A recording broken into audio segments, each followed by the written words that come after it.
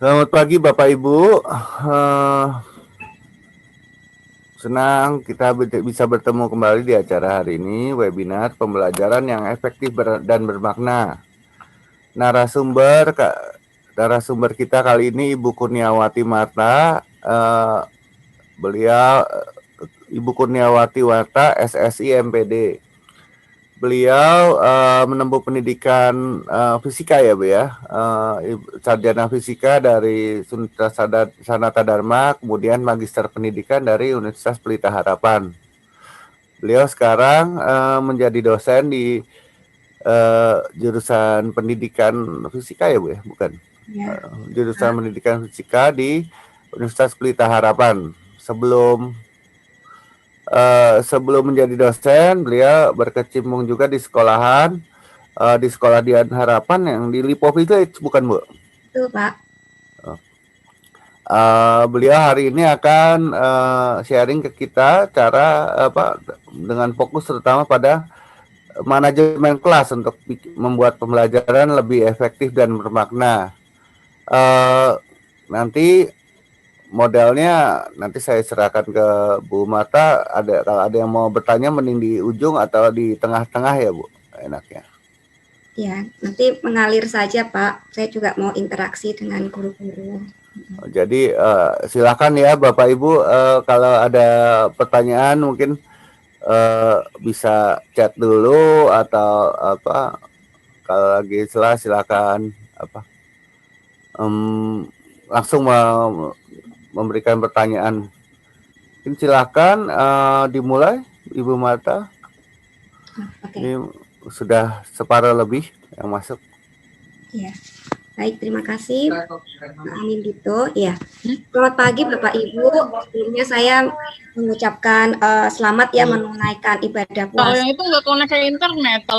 Bagi Bapak Ibu yang sedang berpuasa, saya sangat mengapresiasi ya juga dengan kondisi yang seperti ini Bapak Ibu masih semangat terus untuk memperlengkapi diri dan belajar.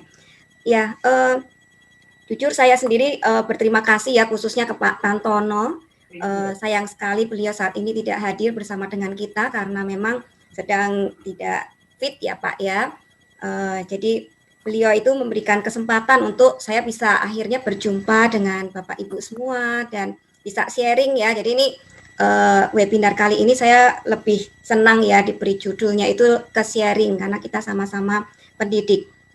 Nah, jadi perkenalkan ya, nama saya tadi sudah dijelaskan oleh Pak Anindito, Kurniawati Marta, saya biasa dipanggil Marta. Saat ini saya senang sekali bisa jumpa dengan Bapak Ibu, para pendidik secara online. Harapannya nanti kalau kita ketemu secara online bisa ini ya, tetap bisa guyup istilahnya orang Jawa ya. Jadi maksudnya ini memang sarana yang memang dipakai di dalam bentuk online. Tetapi tentunya berharapnya relasi kita tidak hanya terbatas seperti yang saat ini ya, seperti tatap maya. Ya, jadi saya orang Salatiga, Bapak Ibu, kalau ada yang tinggalnya juga atau di Jawa Tengah, ya Salatiga. Tadi sudah dijelaskan Pak Aninito, saya kuliahnya di Jogja, di Sanata Dharma, S2 saya di Teknologi Pendidikan. Nah, kenapa demikian? Karena saya itu memang cita-citanya dari dulu itu pengennya jadi guru, Bapak Ibu. Itu cita-cita saya bahkan sejak dari kecil ya. Nah, tetapi memang orang tua saya dengan banyaknya pertimbangan tidak mengizinkan saya untuk saya tuh jadi guru. Maka saya berpikir pelajaran apa ya yang kira-kira susah dan kayaknya perlu gitu ya untuk nanti kalau butuh guru saya bisa jadi guru. Jadi saya tuh pengen banget jadi guru. Nah, maka saya bersyukur sekali ketika saya lulus karena dosen-dosen saya tahu kalau saya tuh pengennya jadi guru. Mereka langsung merekomendasikan saya ke sekolah ya, ke sekolah Dian Harapan ya, yang di Lipo Village. Jadi di situ saya boleh berproses ya, menikmati satu profesi yang menurut saya itu luar biasa sekali. Menjadi seorang guru, menjadi guru bidang studi, menjadi wali kelas ya, berinteraksi juga dengan para guru. Dan bahkan dengan kondisi yang ada, saya juga dipercaya ya menjadi kurikulum koordinator dan juga teacher training. Jadi saya itu teacher trainer di Sekolah Dian Harapan sampai yang terakhir di tahun 2017 ya sampai tahun 2020 saya menjadi kepala sekolah untuk SMP dan SMA Dian Harapan. Nah, jadi kalau tadi Pak Anindito sampaikan, sekarang saya menjadi dosen. Nah, jadi saya ini baru tahun ini Pak, saya menjadi dosen. Ya, setelah 20 tahun saya berkecimpung di sekolah Dian Harapan. Nah, jadi ini tahun pertama saya di Universitas Pelita Harapan dan saya bersyukur sekali di tahun ini saya diberi kesempatan bergabung ya tadi di Fakultas Ilmu Pendidikan Prodi Fisika yang juga bergaul bersama dengan para calon-calon guru.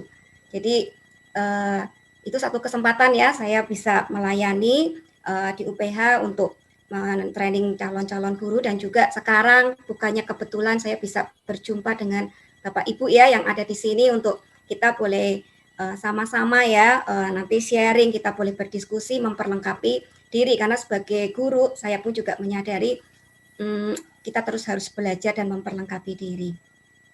Baik Bapak Ibu, itu perkenalan dari saya.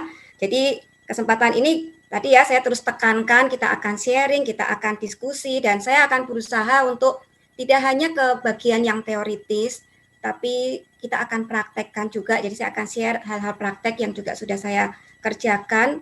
Mungkin itu bisa menjadi insight ya untuk Bapak Ibu. Jadi ya ini bisa menjadi satu momen untuk kita boleh saling memperlengkapi. Nah kalau boleh saya mohon izin, saya senang sekali kalau Bapak Ibu juga nanti ya bisa chat kalau ada yang mau ditanyakan atau kalau Bapak Ibu ada yang mau langsung on mic-nya silakan ya atau bisa on cam. Wah saya senang sekali ya, tetapi saya tidak memaksakan karena saya tidak tahu persis juga ya kondisi jaringan Bapak dan Ibu ya, tetapi saya sungguh berharap kita boleh berinteraksi ya. Boleh nggak saya mendengar suara dari beberapa Bapak dan Ibu begitu untuk memastikan mic-nya. Saya menyapa selamat pagi Bapak Ibu. Selamat pagi. Pagi. Selamat pagi. Pagi namanya anak-anak jadi jawabnya langsung. Iya, selamat pagi Bapak Ibu. Jadi semakin yakin ya memang kita jumpa ya, karena kan kita rasa ya waktu kita ngajar berinteraksi kalau online senang kalau memang. Selamat pagi. Teman. Jadi Bapak Ibu saya mohon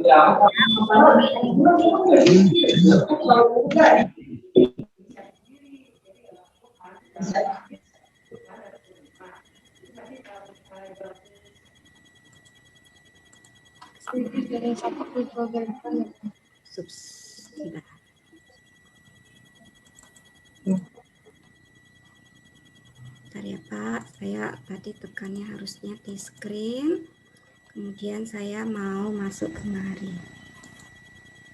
Maaf ya Bapak Ibu, slide-nya tadi kok ketutupan sama ini. Saya sudah siapkan. Iya, jadi nanti sebentar saya juga akan membuat ada interaksi dalam bentuk Mentimeter. Saya percaya pasti Bapak Ibu sudah pernah ya melakukan hal ini sehingga nanti kita bisa berinteraksi ya untuk sama-sama mengerjakan beberapa pertanyaan ya untuk kita bisa diskusi dan interaktif. Iya, baik Bapak Ibu, apakah slide saya terlihatkah? Sebentar ini. Sudah Bu, sudah terlihat. Sudah terlihat ya, sebentar Iya ya. Bu. Baik. Terima kasih responnya Bapak. Terlihat Ibu. Ya. Baik. Nah nih, jadi saya tuh sudah sangat merepotkan juga ya dan dibantu sekali oleh Ibu Kun, Pak Daniel, mungkin ada Bapak Ibu yang sudah mengisi form yang saya berikan, karena itu sebetulnya juga saya ingin kenal Bapak Ibu. Dan saya bersyukur bisa kenal Bapak Ibu melalui forms ini. Jadi sudah ada 12 respon, di mana saya mendapatkan informasi ya. Jadi kalau dari data yang ada, dari bagian yang ungu ini, ternyata sudah 50% sendiri nih Bapak Ibu yang mengajar lebih dari 10 tahun. Nah lalu ditambah lagi dengan yang sudah mengajar 5-10 tahun, wah ini juga sudah ada persentase yang saya lihat cukup besar ya. Jadi saya melihat ini satu kesempatan kita bisa sharing dengan kondisi Bapak dan Ibu ya, yang mengajarnya pun juga bervariasi. Kebetulan yang masuk di Forms itu dari kelas 5, kelas 7, 8, 9 ya, dan juga ada yang kelas 6. Nah, kenapa kita bicara mengenai classroom management ini? Nah, ini dari hasil penelitian ya, dan dianalisis, memang ini di tahun 1994, bahwa berdasarkan analisa dari 11.000 penelitian selama 50 tahun, nah ternyata faktor yang paling menentukan kesuksesan proses pembelajaran di kelas itu adalah classroom management, pengelolaan kelas ya. Jadi ini yang disampaikan oleh Margaret Wang. Ini jadi reason ya untuk kita kenapa kita mengangkat tema ini ya. Nah, sekarang saya ingin dapat respon dari Bapak Ibu. Tentunya ini hal yang Bapak Ibu sudah pernah lakukan. Jadi di layar ini kalau di tampilan saya ketutupan sama tulisan Ini yang di atas. saya masukkan di chat, Bu. Saya ketik di chat. Oh, oke. Jadi silakan ada masuk Ibu, Bapak Ibu. ya. Nah, Bapak Ibu tolong ya lihat yang di chat. Jadi di sini pertanyaan saya adalah mengapa Bapak dan Ibu memerlukan classroom management. Nah, lalu saya minta ini contoh yang saya pernah berikan ke mahasiswa saya. Jadi selain Bapak Ibu menjawab, tolong dituliskan strip namanya siapa supaya kalau nanti saya ingin dapat penjelasan lebih lanjut bisa langsung ya Bapak Ibu yang menuliskan memperjelasnya maksudnya yang seperti apa. Silakan Bapak Ibu, saya memberikan waktu sekitar 3 menit mungkin ya. Saya akan pindah dulu ke Mentimeter untuk mendapat respon dari Bapak Ibu.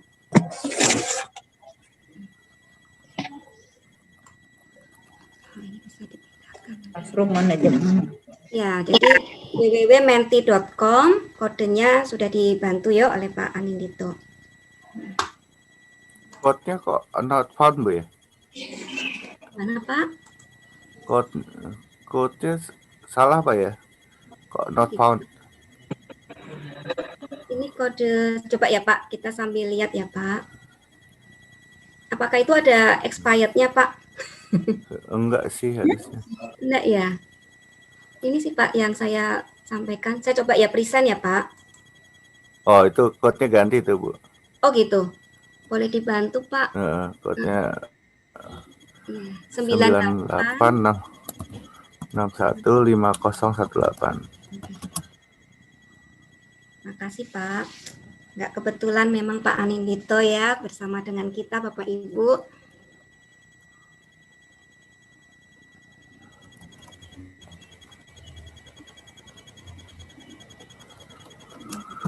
Dari Bapak Ibu akan muncul di sini setelah Bapak Ibu mengetikkannya.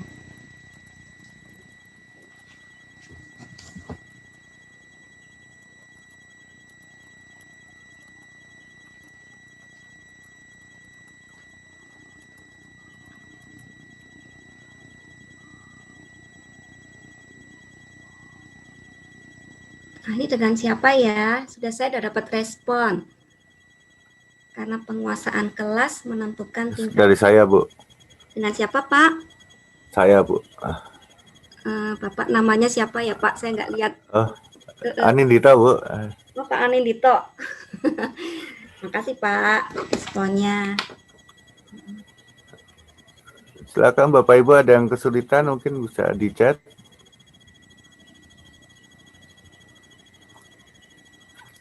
Oke, bisa sudah ada juga agar pembelajaran maksimal dan tercapai. Bapak Ibu ingat yang punya Bapak Ibu ya, karena saya tidak mendapatkan keterangan harusnya dalam kurung diberi nama begitu ya. Ini boleh tahu yang agar pembelajaran maksimal dan tercapai siapa ya? Saya Bu dan Lamonangan. Pak Daniel ya Pak. Iya, Bu. Terima kasih Pak Daniel. Iya Bu, sama-sama.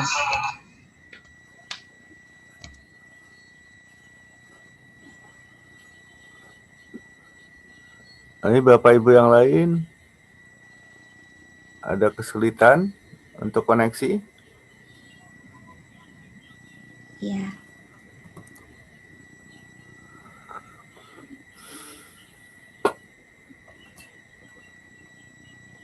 Saya tunggu 2 menit lagi ya Bapak Ibu. Nggak apa-apa Bu, Bapak Ibu. Kan mungkin ada terkendala koneksi ya.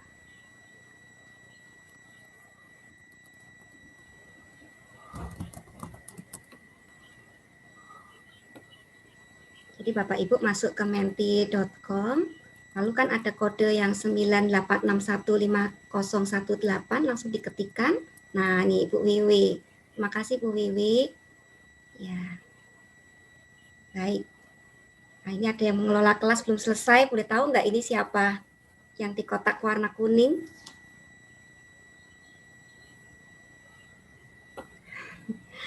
Oke, mungkin belum selesai ya. Oke, terima kasih Bapak Ibu responnya. Silakan dituliskan. Ini sambil kita boleh diskusi ya, sehingga saya juga bisa dapat insight dari Bapak Ibu dan jawaban dari Bapak Ibu juga akan menjadi berkat untuk kita semua yang ada di sini. Iya, boleh saya mendapatkan penjelasan lebih lanjut nih dari Adinda ya, Ibu Adinda ya. Nah, Ibu Adinda boleh dijelaskan lebih lanjut Bu. Boleh open mic langsung Bu, silakan. Bu Dinda? Ibu. Ya, maaf ya Ibu nggak start videonya nih. Saya pakai mikrofon aja ya. Iya, nggak apa-apa Ibu. Ya, kalau menurut saya kenapa Bapak Ibu memerlukan classroom management karena agar pembelajaran di kelas itu sesuai dengan KI, KD dan indikator ya. Karena kan kita juga kan terpacu pada program pemerintah agar sesuai dengan apa yang dianjurkan pemerintah itu sesuai dengan KI, KD, dan indikator, serta siswanya juga bisa mendapatkan pelajaran dengan baik karena kita memerlukan classroom manajemen tersebut gitu Bu. Iya, terima kasih Bu Adinda, tepat sekali ya. Jadi ini salah satu kenapa kita membutuhkan classroom management, karena kita juga ini boleh disimpulkan ya, KI, KD, indikator itu adalah kompetensi ya yang menjadi tujuan juga di dalam pembelajaran kita ya, supaya itu bisa tercapai di dalam kelas-kelas kita. Terima kasih Bu Adinda untuk sharingnya ya. Ya, dan ini sama juga ya dengan yang disampaikan oleh Ibu Wiwi ya, supaya tujuan pembelajarannya tercapai. Nah, ini saya juga mendapatkan ada jawaban nih, menarik. Boleh saya dapat respon yang menjawab agar lebih mudah mengelola kelas. Boleh dijelaskan maksudnya yang demikian, yang seperti apa ini mudah mengelola kelas? Baik, terima kasih Ibu Menti atas waktunya. Perkenalkan saya Bu, Menti itu programnya Mentimeter.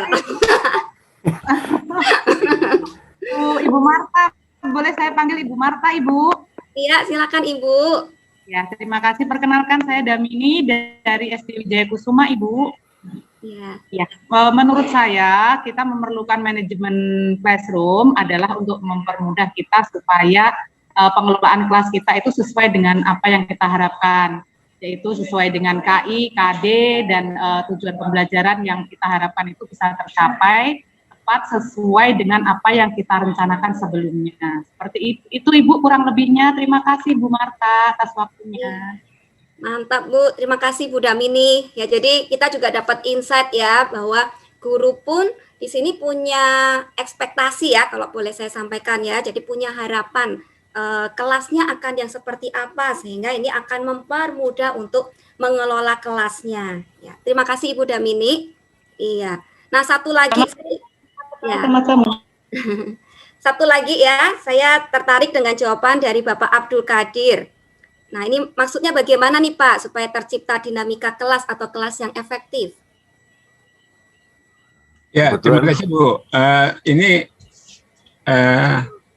supaya murid-murid itu dengan sadar mengikuti pelajaran dengan baik tanpa paksaan gitu.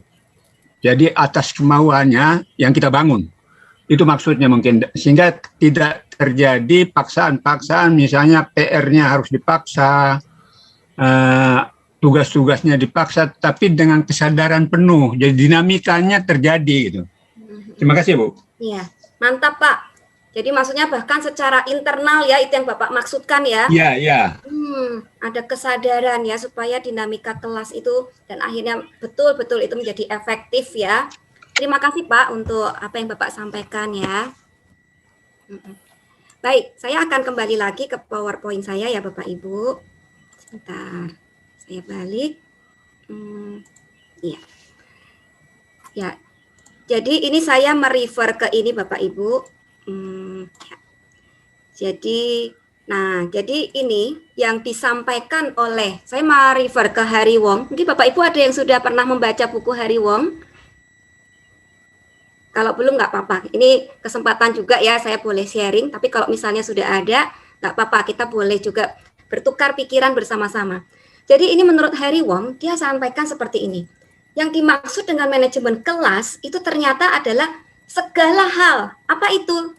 Ya, segala hal yang dilakukan guru untuk mengatur siswanya, mengatur ruang, mengatur waktu, bahkan materi pembelajarannya, supaya apa? Ya supaya bisa berlangsung, kalau tadi saya mengutip apa yang disampaikan oleh Pak Abdul Qadir tadi, ya supaya efektif ya. Jadi manajemen ini bahkan juga mencakup satu pembinaan, keterlibatan, kerjasama siswa ya, sehingga terbangunlah satu budaya lingkungan belajar yang betul-betul produktif. Ya, menarik sekali ya Bapak Ibu. Jadi ini bukan cuma sekedar mengatur-ngatur kelas ya, tetapi kita bisa melihat segala hal yang dilakukan oleh guru untuk pengaturan ya tadi siswa, ruang, waktu, materi ya tadi juga disampaikan oleh Ibu Damini ya, supaya tujuan pembelajarannya ya terus ekspektasi gurunya itu bisa terjadi ya di dalam lingkungan belajar secara efektif ya dan produktif. Nah, sekarang saya mau tanya lagi sama Bapak Ibu, ini saya akan ke Mentimeter lagi. Kalau nanti kodenya berubah, minta dibantu lagi ya Pak Anindito, saya akan kembali lagi ke Mentimeter. Ya. Oke, sekarang saya punya pertanyaan yang berikutnya. Sebentar.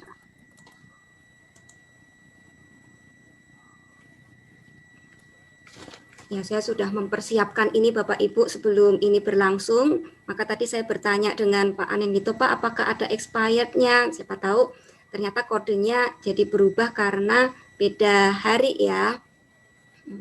Setiap kali dibuka ganti, Bu. Oh begitu ya Pak ya.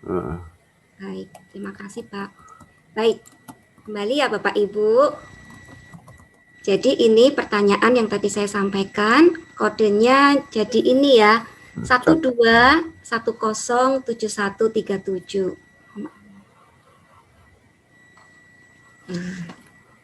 Nah kan saya senang sekali bisa berinteraksi dengan Bapak dan Ibu ya.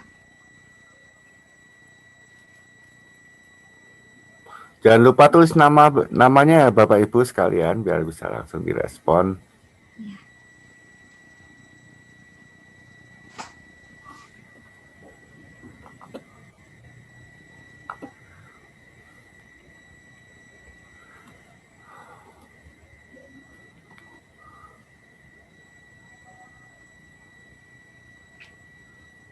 Ya, saya berikan waktu. Ini mungkin agak panjang ya. Sekitar 3-4 menit.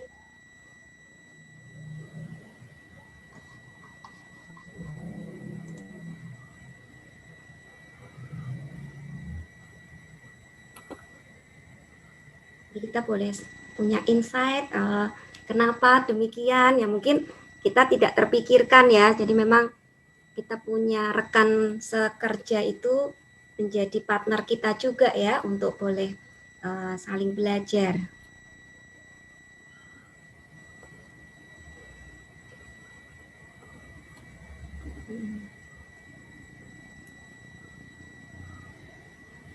Ini bisa diisi aman ya Pak ya. Mungkin Pak Anindito bisa mencoba memastikan memang berjalan dengan baik Pak.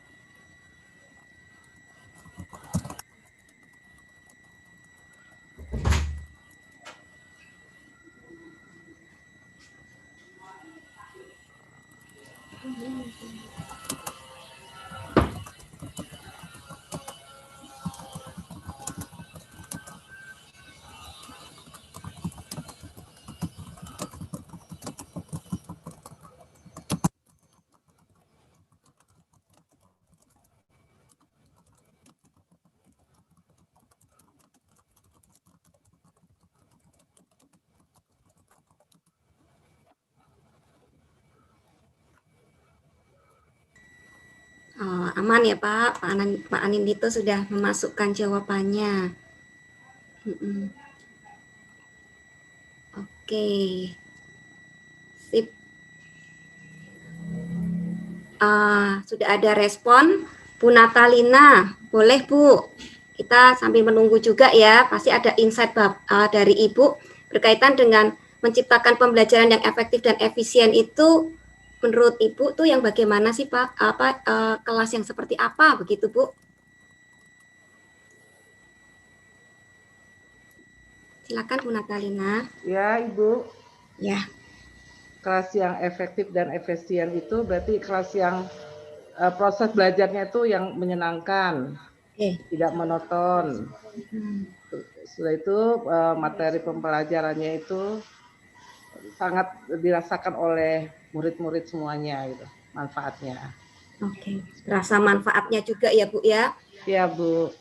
Jadi kalau saya mengkritisi dari apa yang dituliskan oleh Ibu Natalina, ini dikatakan loh, menciptakan pembelajaran. Berarti kita tuh menciptakan satu suasana ya, yang tadi juga Bu Natalina sampaikan, satu suasana yang menyenangkan ya. Siswa juga merasakan ya ada pembelajaran yang berguna gitu Bu, buat dirinya gitu ya Bu ya? Iya Bu. Iya, dan sangat efektif. Terima kasih.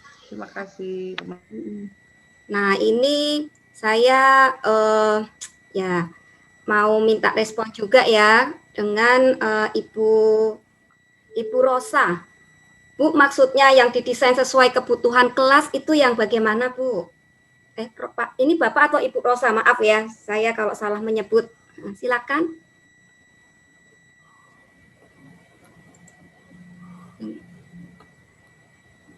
Yang kolom ke berapa nih, yang kotak warna biru sebelah kanan saya.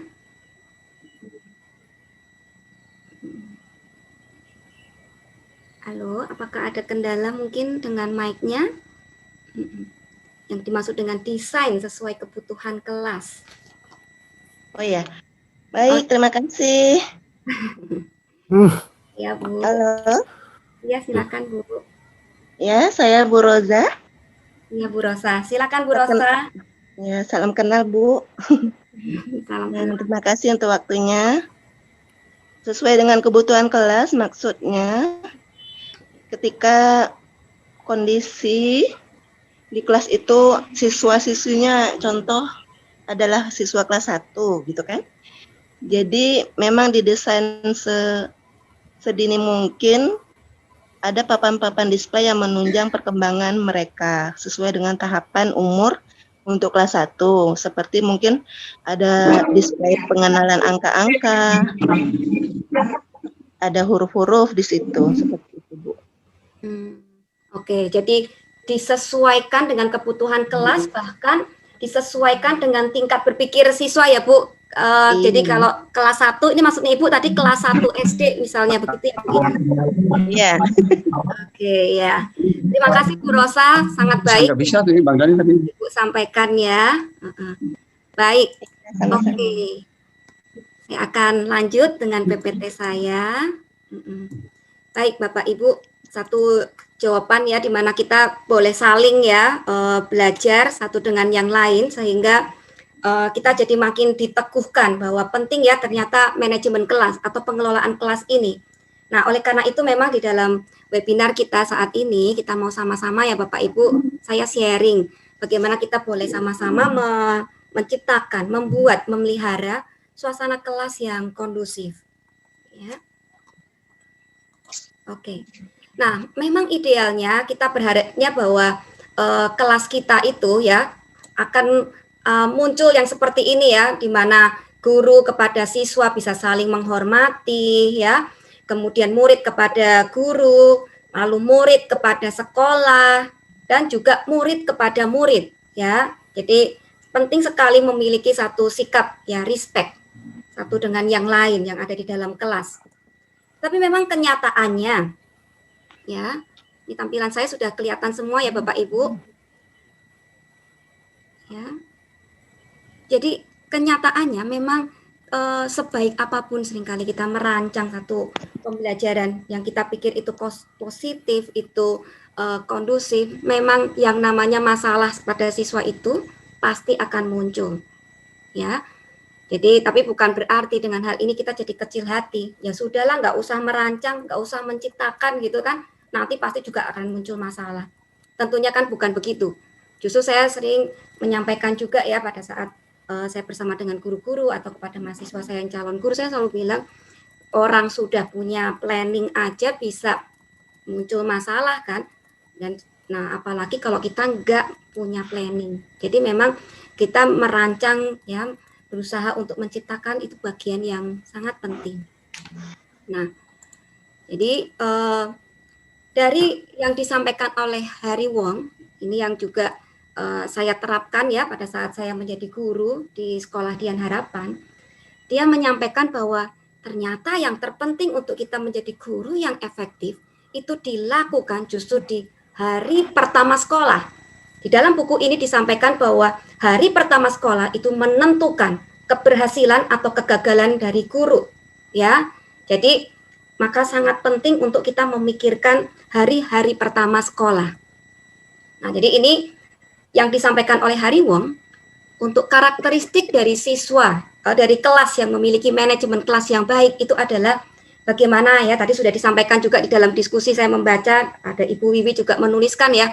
Iya ya, siswa dan guru itu terlibat aktif dalam pembelajaran di kelas, ada interaksi.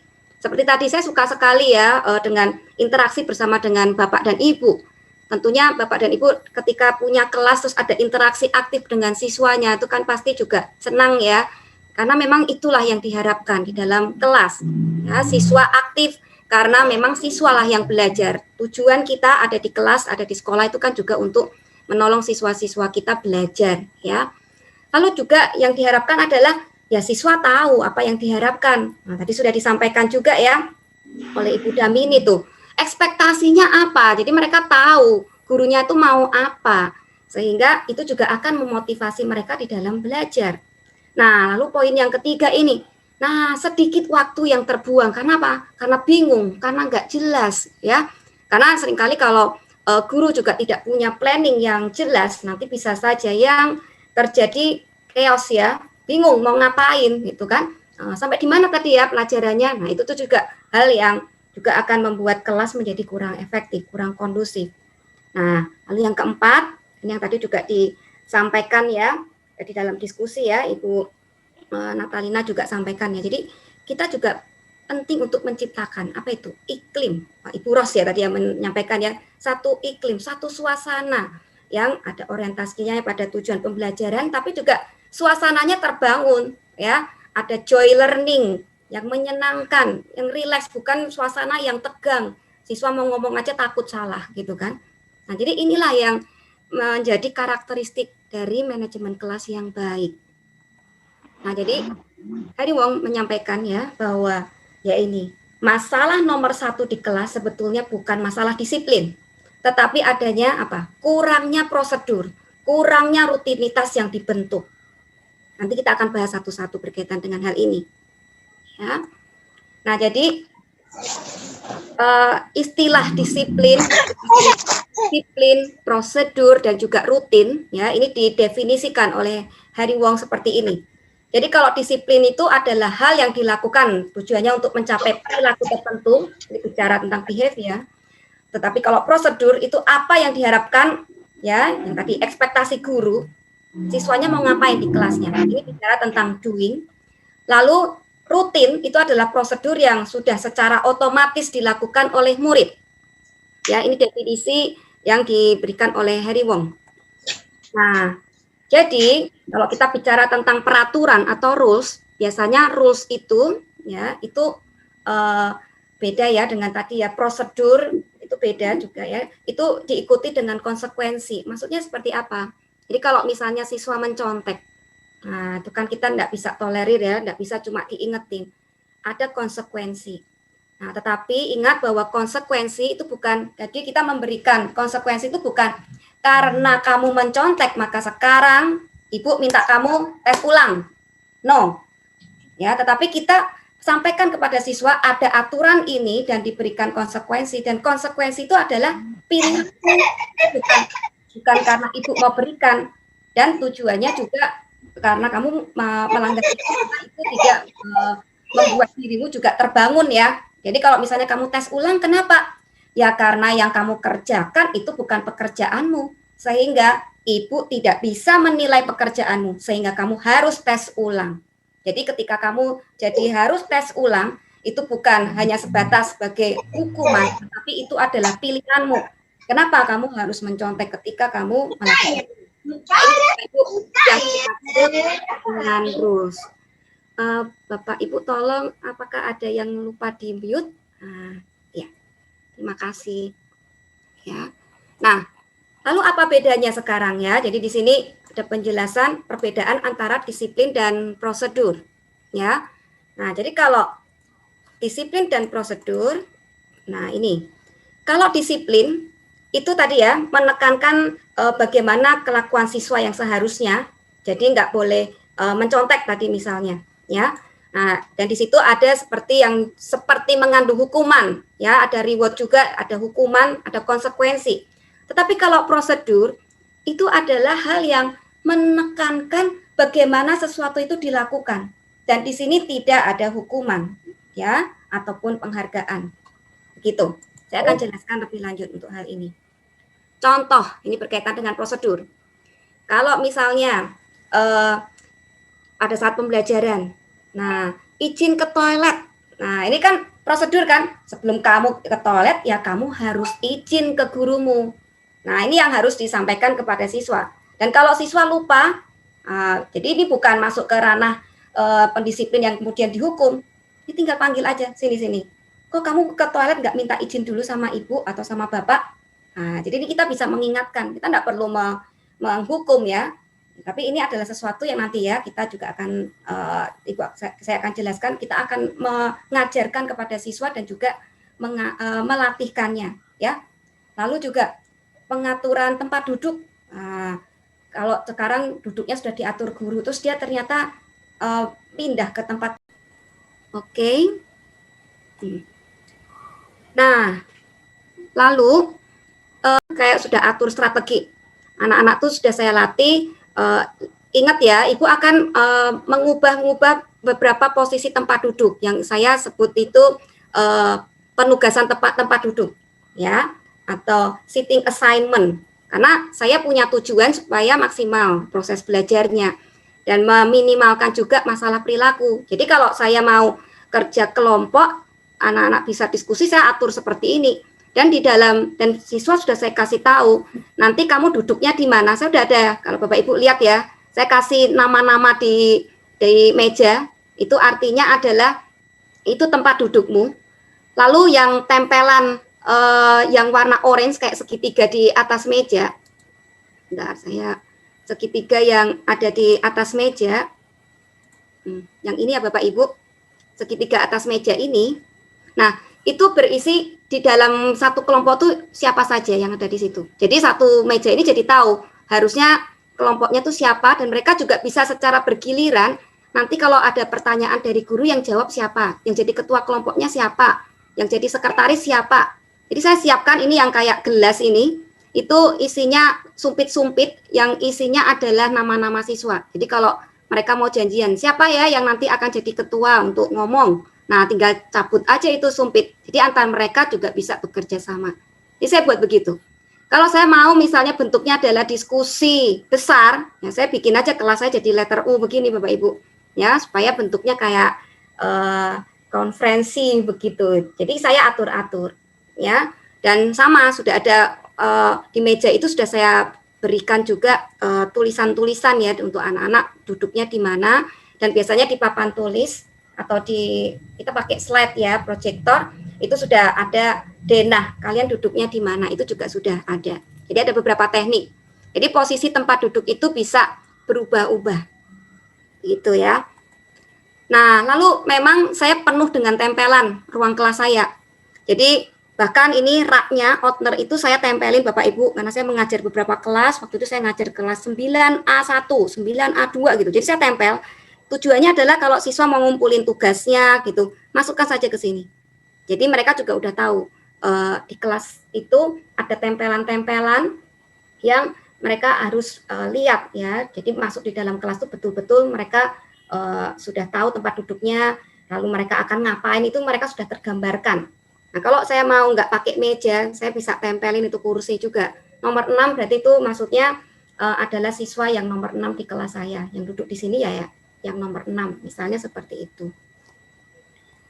Ya. Nah, juga termasuk ketika siswa masuk ke kelas, papan tulis itu udah saya fungsikan. Saya udah bagi ya, ada yang namanya today's agenda dan ada bell work.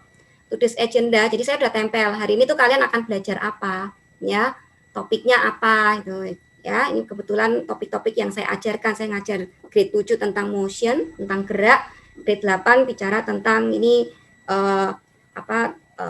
lensa ya, lensa cembung, lensa cekung. Nah, ini saya ngajar ini.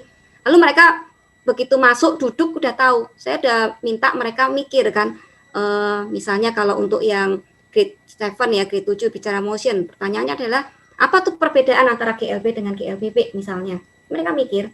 Jadi nanti begitu kelas dimulai, maka interaksi sudah bisa dilakukan. Ya, jadi memang ini strategi-strategi yang juga saya latihkan sejak awal siswa masuk ke dalam kelas. Nah, bagian ini juga penting Bapak Ibu. Jadi siswa itu juga tahu ya, ini Bapak Ibu bisa membuat ya tempelan yang menarik ya, bentuknya bisa bervariasi. Ya, siswa jadi tahu kelasnya di mana, bagaimana dia juga disambut ya oleh gurunya ya. Dan nah, ini yang penting juga di hari pertama sekolah kami melakukan kelas agreement. Jadi misalnya saya pingin kelas saya itu menjadi kelas yang kita ada sharingnya ya, kita mau kalian be nice, kalian menjadi be a good listener ya, pendengar yang baik, lalu mengikuti arahan dari guru. Nah, termasuk ini help others, saling bantu ya, membantu yang lain. Lalu waktu bicara juga gantian ya, wait for your turn to talk. Lalu juga kita mau ruang kelas kita jadi kelas yang bersih. Nah, ini semuanya saya tempel Bapak Ibu di dalam kelas, karena saya berharap kelas semua siswa saya di hari pertama itu juga udah tahu atmosfer kelas yang seperti apa yang saya harapkan. Ya, itu ditempel, saya jelaskan bagi siswa. Nah, ini yang dilakukan bahkan di hari-hari pertama sekolah. Jadi biasanya itu bisa berlangsung sekitar 1 minggu. Ya, 1 minggu itu kami investasi tuh waktu untuk para siswa melakukan hal-hal ini. Ya. Nah, lalu berkaitan dengan hal ini, ada rumusan ya, yang sebetulnya ini tips yang diberikan oleh Harry Wong. Jadi, maka sangat penting setiap guru itu menunjukkan kepada para siswa ekspektasinya seperti apa, dan bahkan dengan asumsi ketika mereka nggak punya pengetahuan awal. Jadi jangan berpikir, terutama bagi Bapak Ibu ya, saya waktu di sekolah itu dealing dengan anak SMP dan SMA, kadang kan kita berpikir ya, ini anak badan bongsor gitu, masa untuk hal yang seperti ini aja kok nggak tahu gitu kan. Misalnya mau masuk ke ruang kelas kita, ketok pintu gitu, kadang kan ada anak-anak begitu mau masuk ruang kelas tinggal jeger gitu kan. Nah, kita juga bisa ya. Mohon pencerahannya untuk manajemen kelas, apakah ada perbedaan antara kelas tertentu, misalnya untuk anak TK, SD, SMP, atau yang Ibu contohkan tadi kan untuk anak kelas 9, 10, 11 atau anak SMA atau anak kuliah. Jadi atau memanage kelas untuk usia yang berbeda-beda itu apakah perlu kiat-kiat khusus Ibu? Terima kasih dari Jaka SMP Wijaya Kusuma. Oke, terima kasih Pak Jaka. Cukup Ibu. Iya, benar Bapak ya. Tadi Bapak sebenarnya sudah punya insight ya yang juga sangat penting. Memang untuk tingkatan usia itu juga harus diperhatikan. Jadi guru berusaha untuk bisa mengenali siswanya itu menjadi hal yang penting. Jadi tentunya pendekatan-pendekatan itu sangat diperlukan. Jadi kalau misalnya nih, saya kan kebetulan juga berelasi ya dengan anak-anak yang tadi saya sampaikan, saya ngajar anak kelas sekolah minggu yang masih kecil-kecil gitu kan. Nah, itu saya harus banyak berinteraksinya bahkan dengan menggunakan gambar. Supaya dia tahu yang saya maksudkan itu seperti apa. Karena kalau saya ngomong aja, lalu yang namanya, ini mungkin guru-guru SD ya, nanti bisa sharing juga. Kadang-kadang saya mengungkapkan kalimat yang menurut saya itu sederhana gitu. Nanti mereka tuh bisa nggak ngerti itu apa, istilahnya apa gitu kan. Nah, maka saya itu ketika manajemen kelas, khususnya untuk anak-anak yang kelas 3 dan 4 SD, karena saya pernah mengajar juga yang kelas 3 dan 4, itu saya banyak sekali menggunakan gambar. Lalu biasanya karena mereka tuh juga lebih banyak yang di visualnya ya, karena tingkat berpikirnya itu kan banyak ke tingkat berpikir yang konkret. Nah, maka betul-betul kita juga selain dengan gambar, kita tunjukkan. Nah, ini loh yang Ibu Marta mau itu yang seperti ini. Kayak misalnya ketika tiba-tiba waktu itu masih onsite ya, saya baru jelasin langsung ngomong aja. Dan saya bilang, yo sekarang ya kita sudah pernah ya punya kesepakatan, dan Ibu juga terus mengingatkan, harusnya bagaimana kalau mau berbicara. Terus dia bilang, nanti dia bilang, oh iya harus satu-satu ya Bu. Iya, coba sekarang diulang. Kamu, Ibu sekarang bicara ya, Ibu ulang lagi tuh kalimat Ibu. Nah sekarang kamu mau bertanya kan? Nah harusnya seperti apa? Jadi dia langsung tahu, oh iya saya harus tunjuk jari dulu. Lalu setelah saya memberi kesempatan, lalu dia menjawab kan. Lalu saya akan bilang, wah good job, kamu sudah melakukan hal yang baik. Jadi memang pendekatannya beda Pak, kalau dengan anak-anak kecil. Dan memang sebagai guru, kita harus selalu berrelasi dan berinteraksi dengan siswa kita.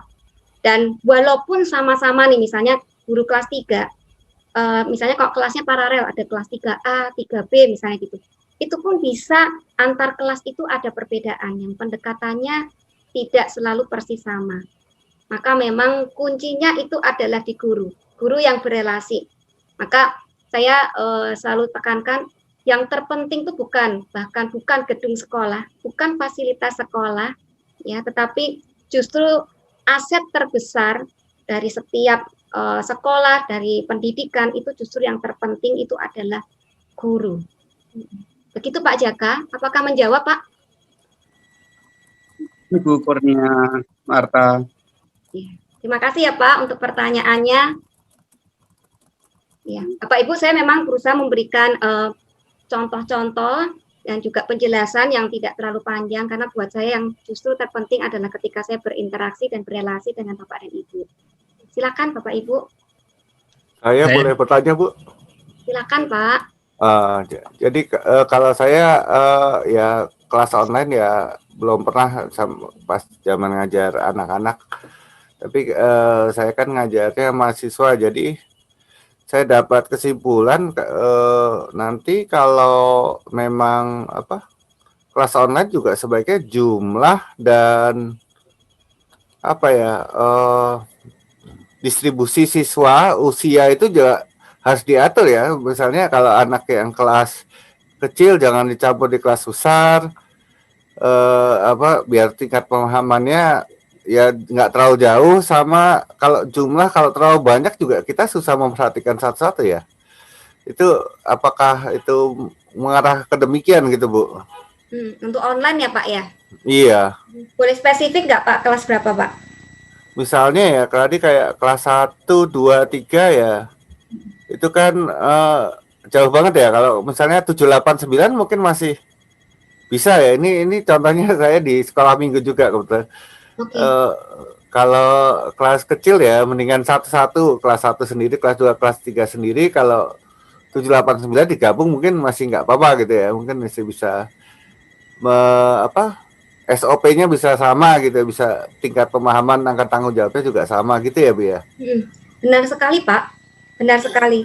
Jadi memang tingkat usia itu juga menjadi pertimbangan khususnya untuk kelas-kelas yang kecil. Ya, apalagi kalau Bapak Ibu di sini ada yang mengajar TK gitu ya. TK digabung sama anak kelas 4 SD aja. Waduh, itu udah nggak nyaman buat keduanya pada akhirnya. Karena si adik yang kecil ya, jadi nggak nyambung juga kan tingkat berpikirnya ketika digabung, dan si kakak juga mungkin jadi jengkel karena adiknya rewel misalnya. Jadi memang pengaturan tingkat usia itu sangat penting. Nah, lalu berkaitan dengan jumlah, maka memang saya pun mengakui bahwa ketika kita mengajar ya, nggak online atau onsite dengan jumlah kelas yang besar, terus modelnya direct teaching seperti yang seperti tadi saya kan sempat direct teaching juga ya sebelum berinteraksi dengan Bapak Ibu. Itu kan pasti juga tidak efektif menurut saya. Karena sebetulnya ketika belajar yang efektif itu siswa itu juga bisa berkomunikasi, bisa berkolaborasi. Mungkin Bapak Ibu juga udah belajar tuh yang 4C itu ya, yang dari pemerintah. Nah, maka sebetulnya dari online sendiri, misalnya Zoom, itu sudah ada yang namanya breakout room, ya kan? Nah, itu sebetulnya untuk memfasilitasi ada kelompok-kelompok kecil sehingga bisa berdiskusi. Karena kalau memang kelasnya terlalu besar, apalagi kalau siswanya siswa kecil ya, misalnya kelas 1 atau 2 SD, itu jadi tidak efektif. Benar Pak Anindito. Ya. Kalau ini gimana Bu? Saya kemarin sempat online 2 minggu karena ada yang mahasiswa saya kelasnya jujur semua offline Bu, masih tatap muka. Karena apa?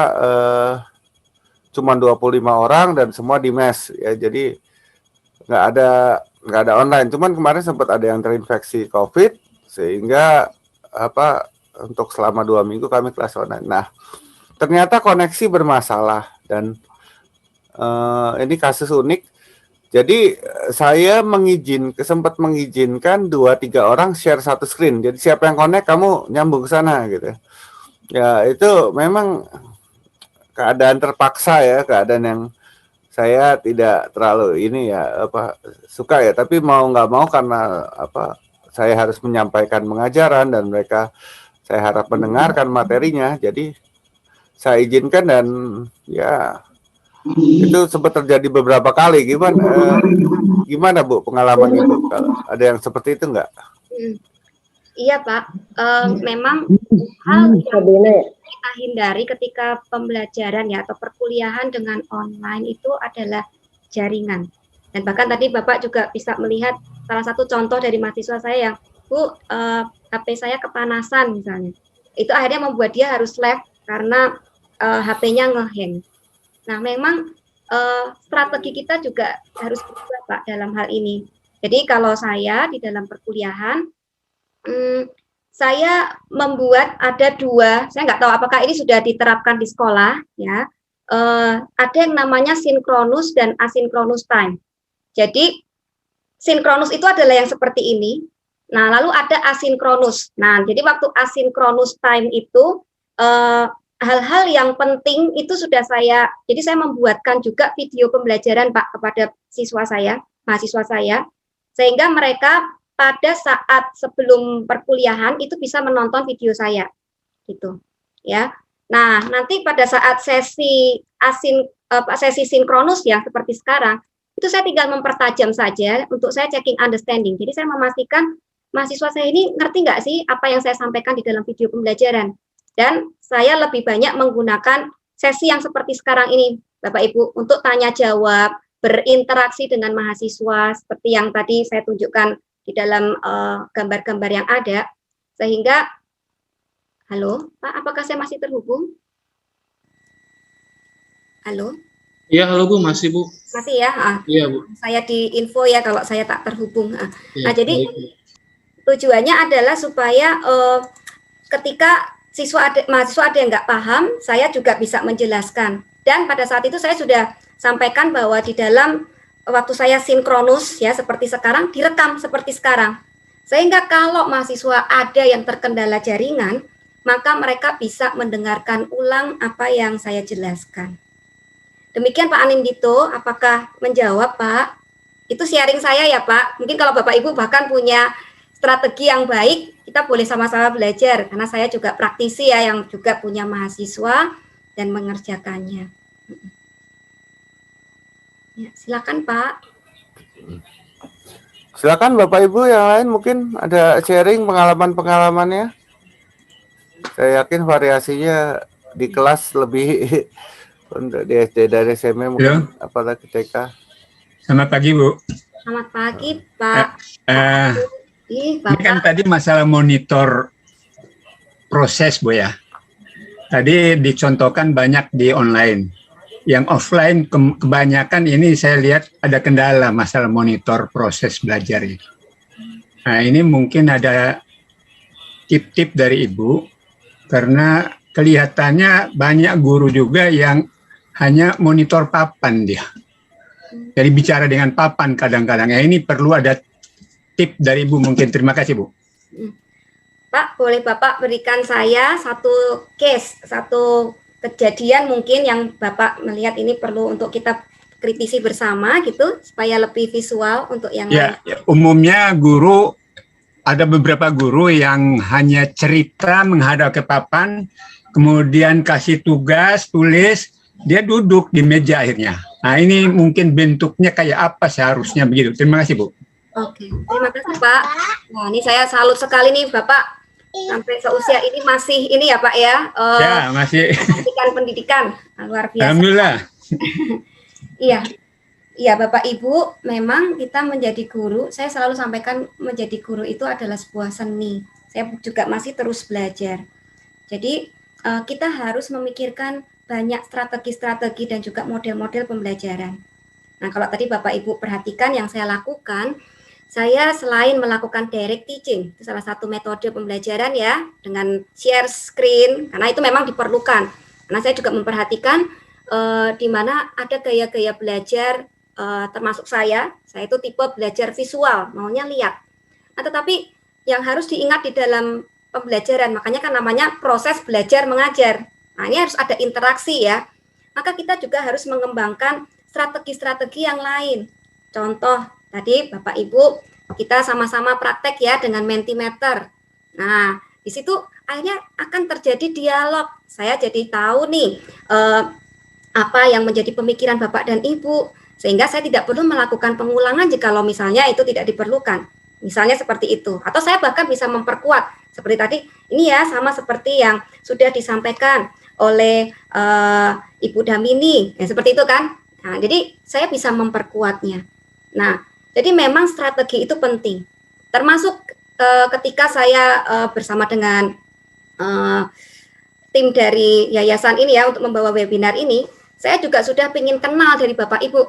Kira-kira ini banyakannya guru-guru sudah mengajar berapa lama? Maka saya sudah mengirimkan forms. Jadi forms yang seperti saya, ya saya terima kasih ya untuk Bapak Ibu yang sudah mengirimkan ke saya. Itu membuat saya sebagai orang yang akan berrelasi dengan Bapak Ibu seperti sekarang, jadi saya tahu gambaran, oh yang akan hadir ini guru-guru yang ternyata sudah lama ini, sehingga waktu saya mempersiapkan tentunya akan berbeda dengan kalau saya berhadapan dengan guru-guru yang baru, misalnya seperti itu Pak. Jadi harus berstrategi, harus memikirkan, terus itu udah rame tuh, ini saya boleh masuk lebih awal nggak ya? Saya pengen ngobrol juga dengan Bapak Ibu. Itu sebetulnya juga adalah bagian dari strategi classroom management yang saya buat. Ya, jadi Bapak Ibu.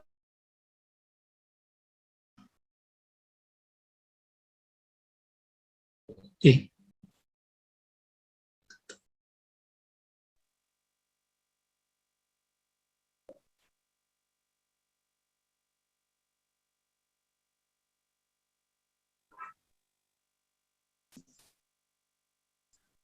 Bapak Ibu yang ada pertanyaan silakan.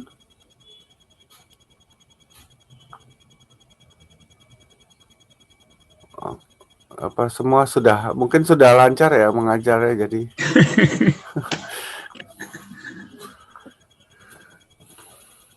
Oh iya, Bu Mata.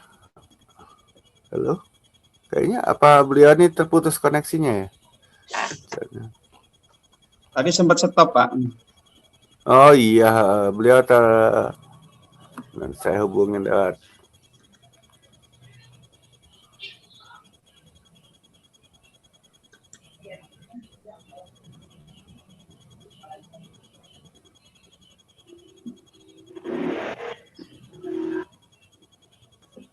Charlie?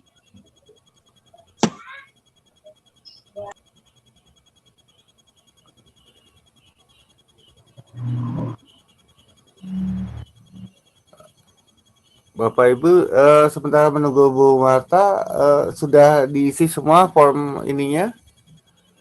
Form apa? Feedback ya?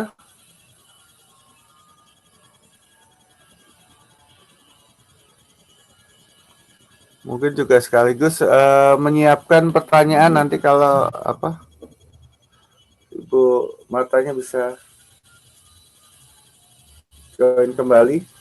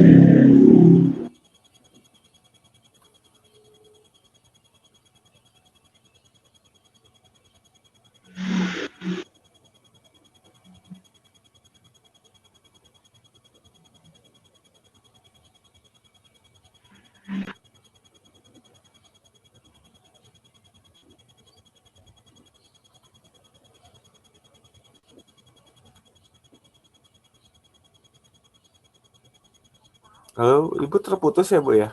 Ini Anindita, Bu. Oh, oke. Oh iya.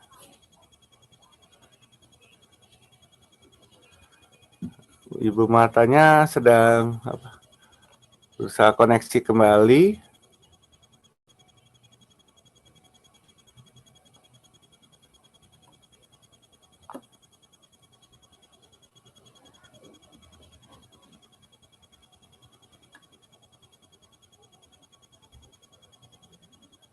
Pak, maaf Pak. Bapak Ibu, maaf.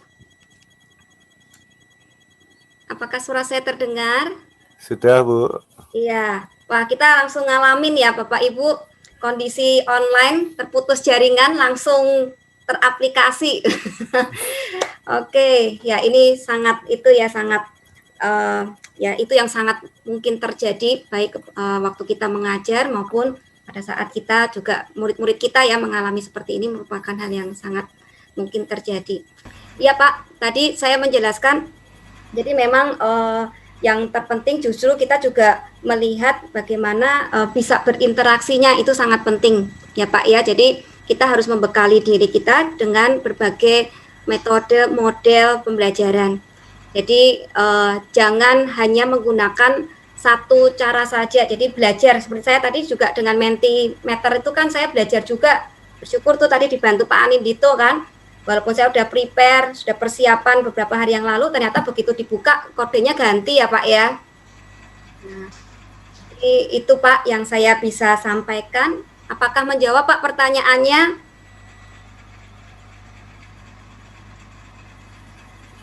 Atau tadi terputusnya di bagian mana ya Pak? Jangan-jangan saya belum menjawab pertanyaan karena saya ngomong sendiri.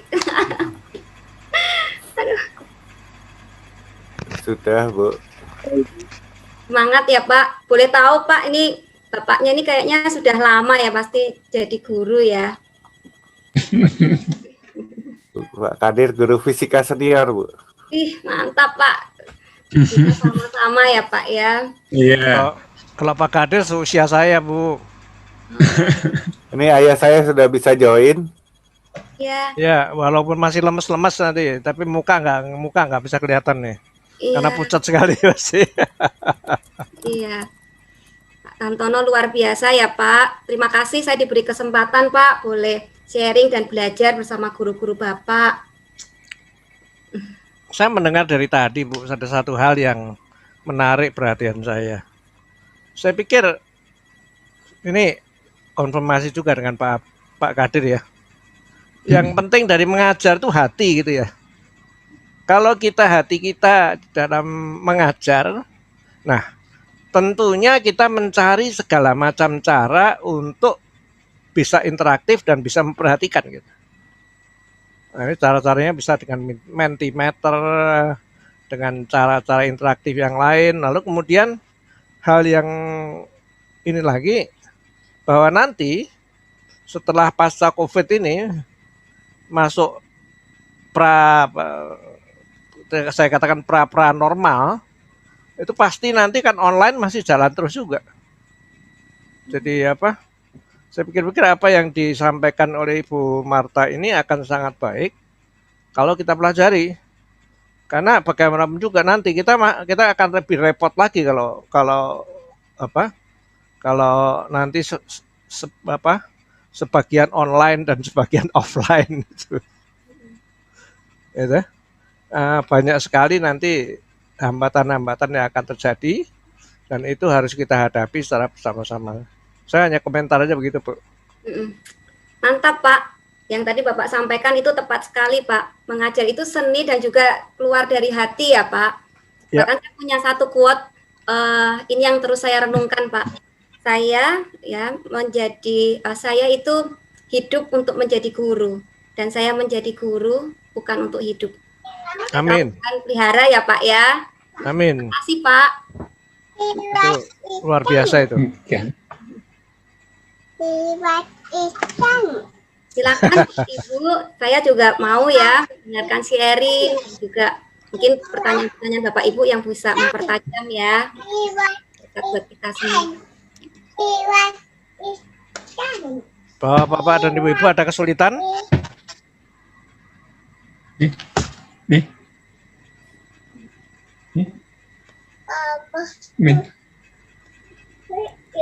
Pakai tangan kan? Nah mungkin dari apa yang saya paparkan, saya juga ingin mendapatkan respon ya. Tadi kan sudah di Mentimeter ada beberapa harapan tuh dari Bapak Ibu dengan manajemen kelas yang baik ya. Jadi nanti mungkin saya boleh dapat nggak sharingnya dari Ibu Wiwi, Bu? Ibu kan tadi juga menuliskan beberapa hal ya, Bu. Ya, Bu. Ya, silakan Bu dari mungkin Ibu juga bisa memaparkan insight Ibu atau mungkin dari apa yang Ibu dengar dari saya yang Ibu juga mau tambahkan juga silakan untuk bisa memperlengkapi kita semua, Bu. Silakan. Baik, Ibu. Memang benar apa yang tadi dikatakan oleh Ibu, kemudian oleh Pak Kadir bahwa mengajar itu sebenarnya adalah sebuah seni ya. Jadi memang semuanya benar-benar harus kita mulai dari niat dan dari dalam hati kita sendiri, dari diri kita sendiri sebagai guru.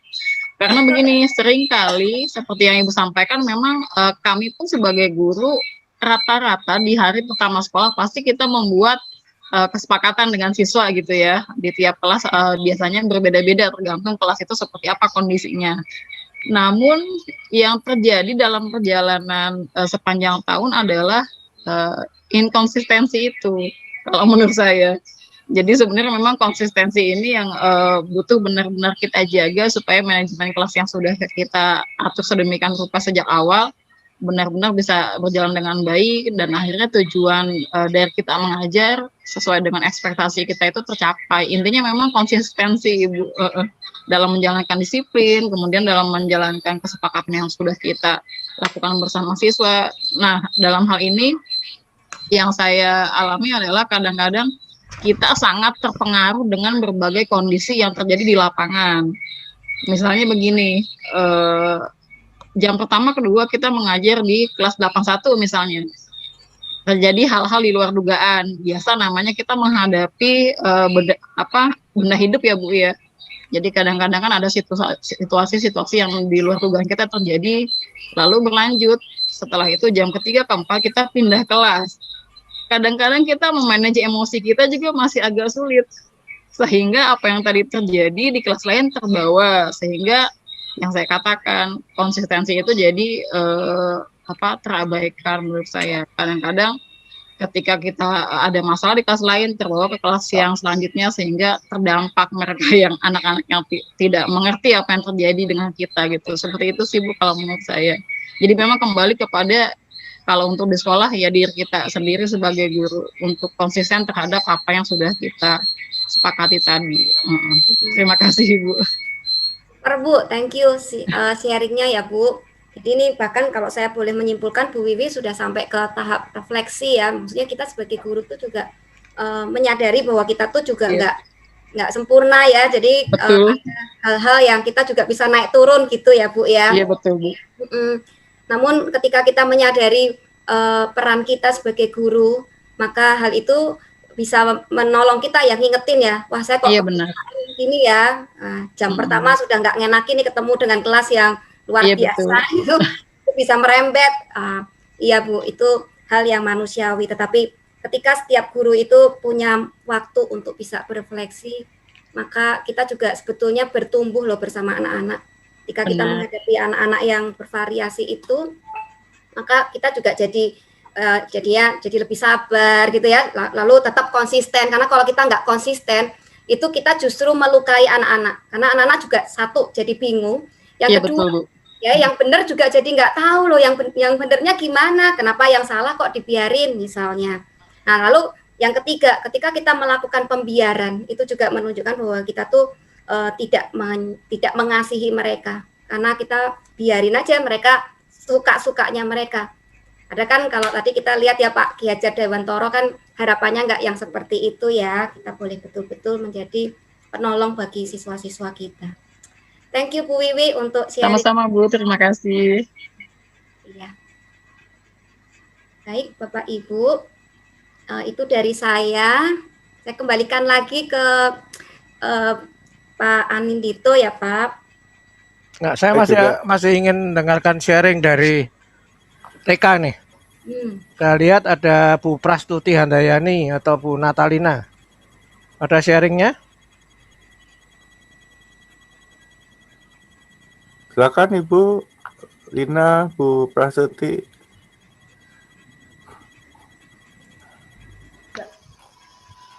Tidak Pak, terima kasih untuk webinarnya siang ini, cukup bagus.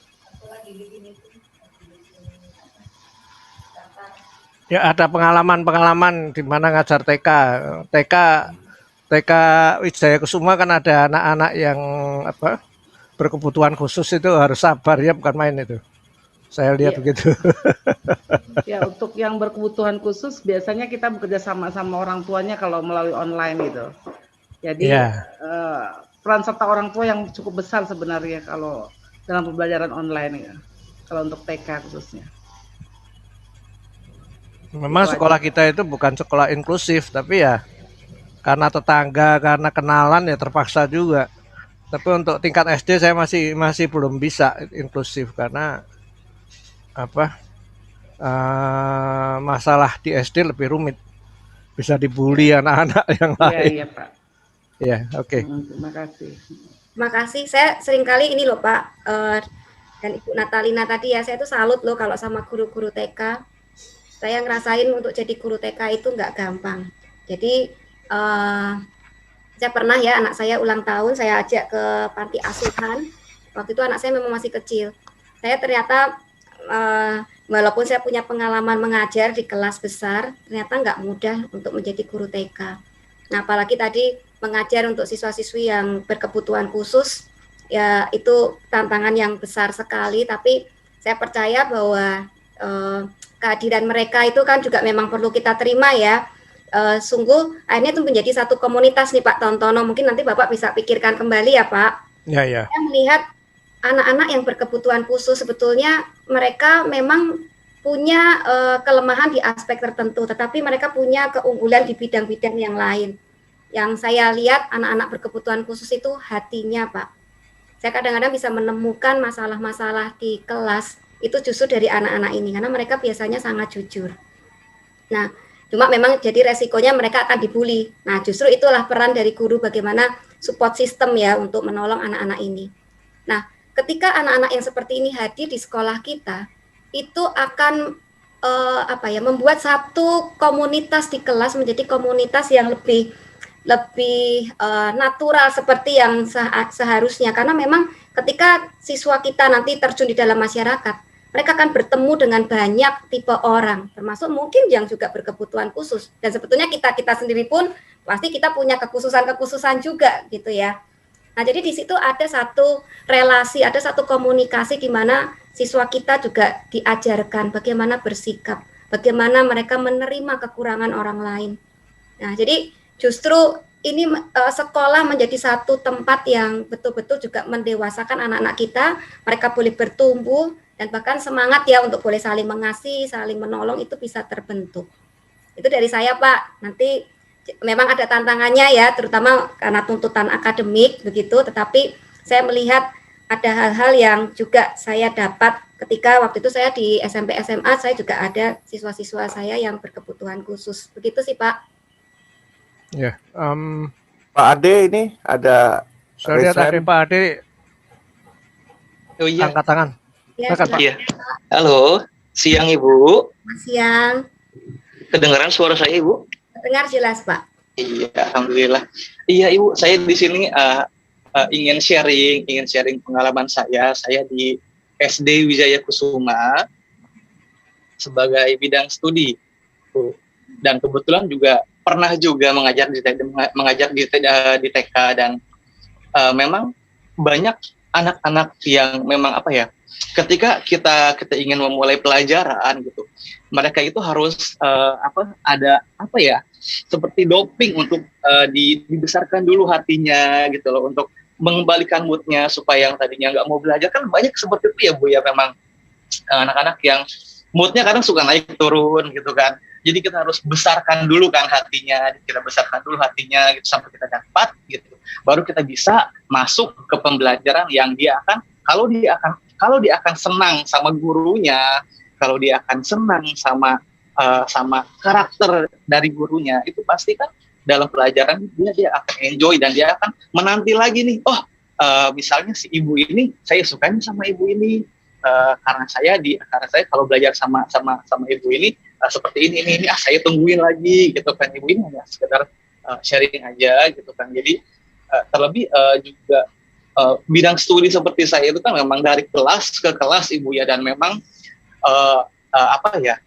misalnya pagi 2 jam di kelas ini, lalu setelah itu 2 jam di kelas ini gitu kan. Dari yang memang pagi yang semangat tapi masih tetap harus semangat, ibarat kata harus bawa power bank buat diri sendiri gitu Ibu. Jadi harus charge gitu, karena kalau dari gurunya itu yang sudah lemes gitu, dari gurunya yang ngajar, oh ya oke, anak-anak buka buku ini, kerjakan halaman sekian, udah duduk, itu kayaknya kurang apa sih, realisasi di dalam kelas itu kurang piawai dalam pelajaran gitu kan Ibu ya. Jadi memang bagaimana caranya kita how to improve your mind for your energy gitu loh.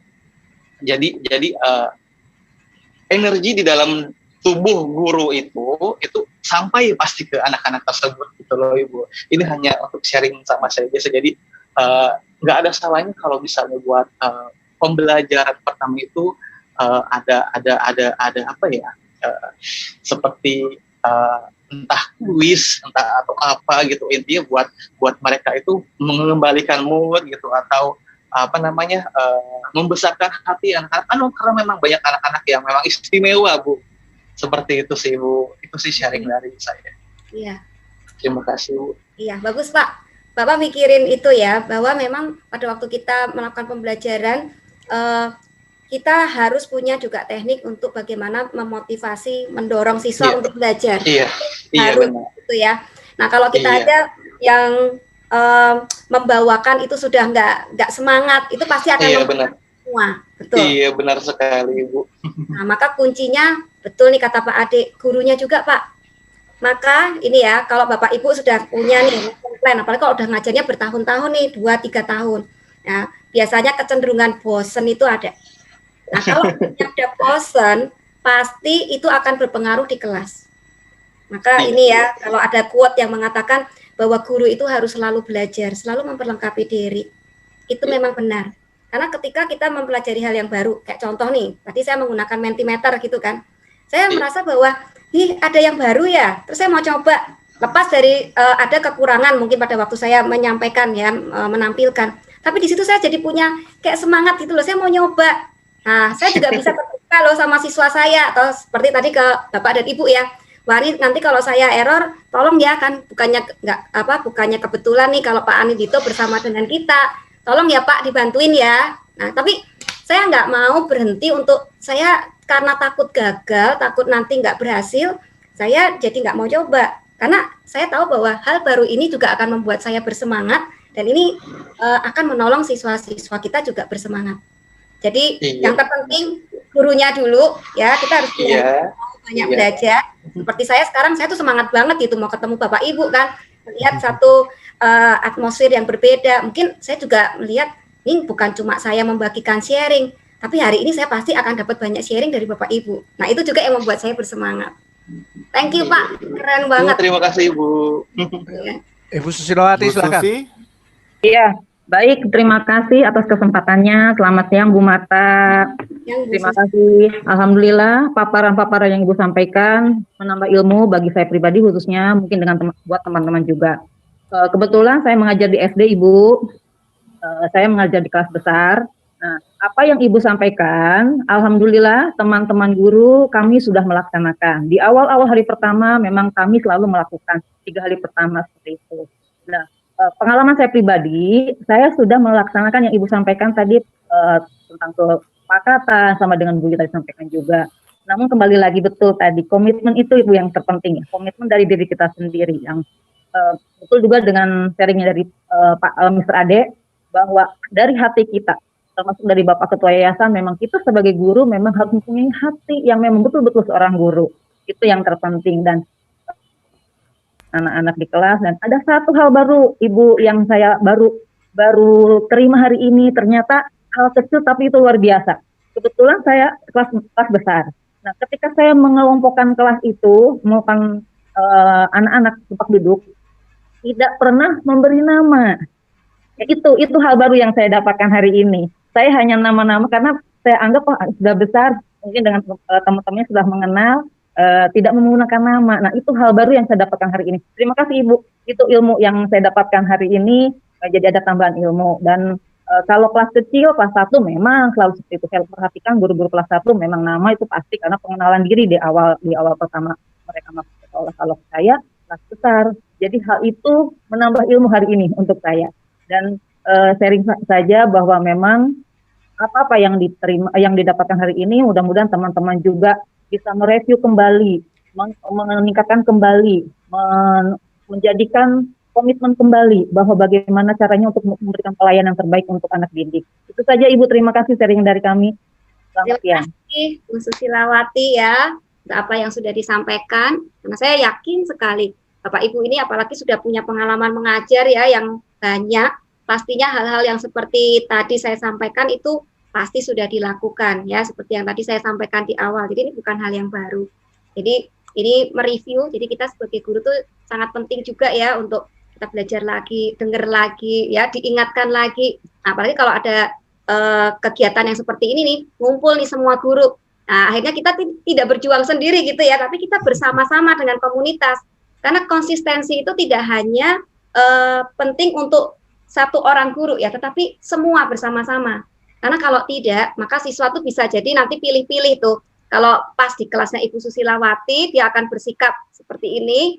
Nanti waktu misalnya di kelasnya Pak Ade bersikap yang lain, karena kondisi yang beda ya. Siswa tuh pinter loh ya, pilih-pilih gitu. Jadi memang konsistensi itu penting, bahkan dimiliki oleh seluruh komunitas.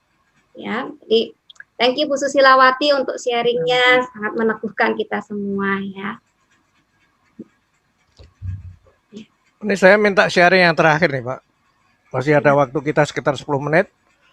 Pak Kadir itu guru sekian tahun mengajar bidang yang sulit. Fisika itu biasanya jadi momok. Itu Pak ya. Fisika, matematika itu udah pokoknya luar biasa deh. Orang menghindari hal itu. Nah, bagaimana caranya Pak? Ya, terima kasih. Ini saya menarik dengan Ibu Marta. Pertama adalah menginformasikan bahwa semua itu mudah dan enak. Nah, itu dulu. Jadi kata lainnya membangun rasa menyenangkan. Itu yang saya pegang. Untuk itulah kita harus punya cerita banyak. Cerita-cerita yang menyenangkan yang berhubungan dengan materi itu. Nah, itu saja mungkin tip yang saya harapkan guru-guru juga bisa memakai. Jangan sampai keluar istilah sulit. Tidak kenal kata sulit.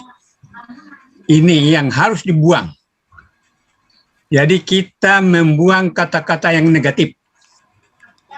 Guru tidak mengenal bodoh, tidak mengenal sulit, tidak mengenal istilah nakal, bandel. Jauhkan istilah itu, insya Allah sekolah akan luar biasa.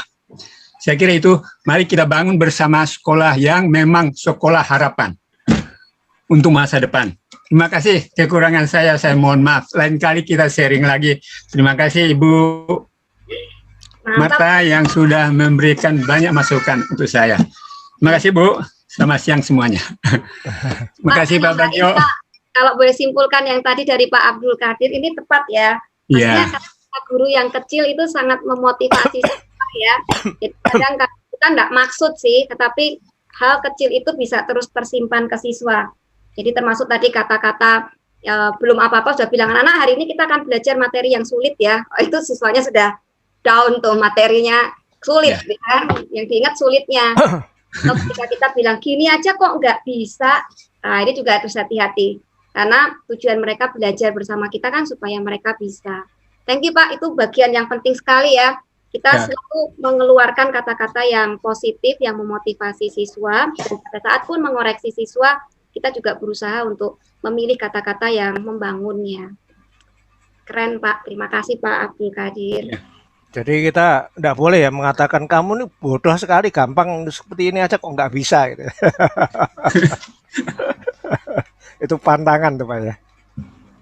Oke, ada yang lain? Masih ada waktu sedikit. Kita foto-foto dulu. Oh iya, bisa tampilkan wajah. Bapak Ibu semua di open kameranya untuk dokumentasi. Video. Ya maaf nih, wajah saya pucat karena diet bubur sumsum berapa hari. Silakan Pak Adi. Ibu Rosa.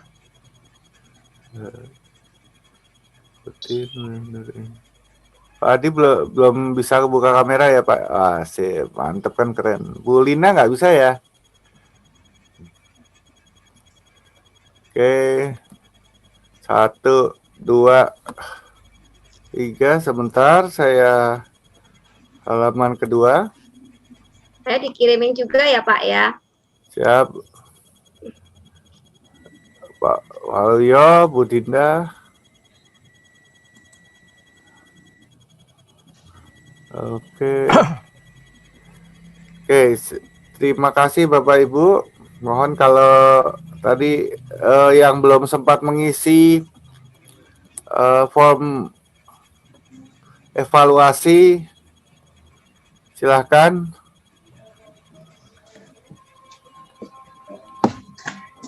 Bapak Ibu, ini dari saya mohon maaf ya Bapak Ibu kalau ada hal yang nggak berkenan ya. Ambil manfaat yang baik-baik ya Bapak Ibu untuk kita boleh saling membangun. Terima kasih sekali Ibu. Ya, apa-apa yang Ibu berikan sangat membantu kami, terutama di dalam menyikapi pembelajaran. Dan kita akan mencoba menerapkannya. Kita masih akan menunggu bagaimana memberikan penilaian untuk yang akan datang. Oke, saya serahkan pada moderator untuk menyampaikannya. Kalau sudah potret segala macam, udah. Oke, terima kasih Bu Marta sudah menjadi narasumber untuk hari ini. Terima kasih Bapak Ibu semua yang telah berkenan hadir dan terutama bagi yang sempat sharing dan memberi sehingga bermanfaat bagi kita semua. Kita akan bertemu lagi di hari Senin atau Selasa ya? Saya lupa. Selasa ya? Selasa untuk materi penilaian.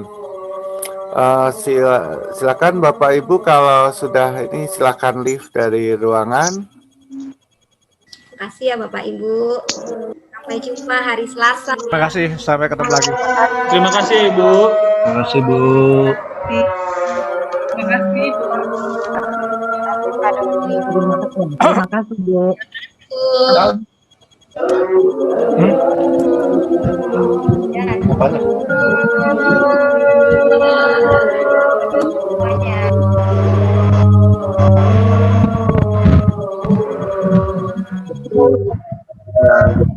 kasih ya Pak Moderator, Pak Pembantu. Sama-sama Bu, makasih Bu waktunya.